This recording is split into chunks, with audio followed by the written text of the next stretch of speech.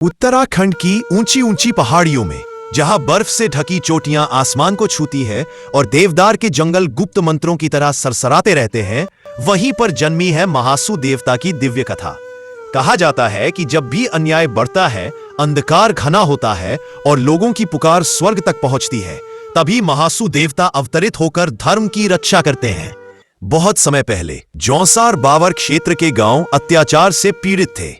एक दुष्ट राक्षस काड़ू भैसिक वहां के लोगों से बलपूर्वक कर वसूलता, उनकी बेटियों का अपमान करता और गांव में भय का साम्राज्य फैला देता।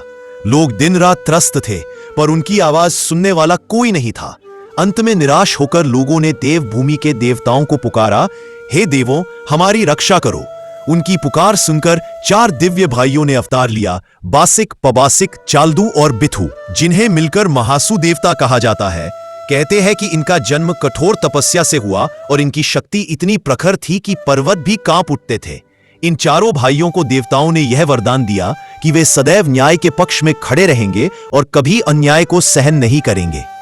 सबसे पहले बासिक देवता ने जौनसार के जंगलों में प्रवेश किया।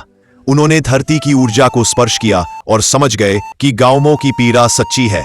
फिर पबासिक देवता ने गांव-गांव जाकर लोगों को साहस दिया, डरो मत, तुम्हारा समय बदलने वाला है।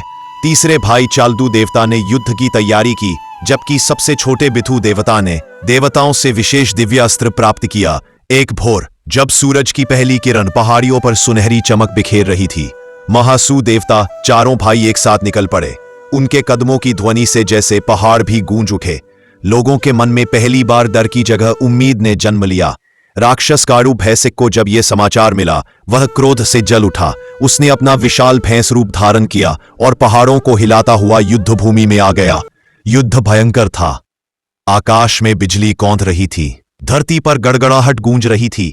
बिथु देवता ने दिव्य धनुष उठाया और एक तीर चलाया। तीर सीधे राक्षस के हृदय में जाकर लगा और उसकी शक्ति क्षीण होने लगी। उसके बाद चाल्दू देवता ने अपने त्रिशूल से राक्षस को धराशायी कर दिया। पबासिक और बासिक देवता ने लोगों को अत्याचार से मुक्त किया।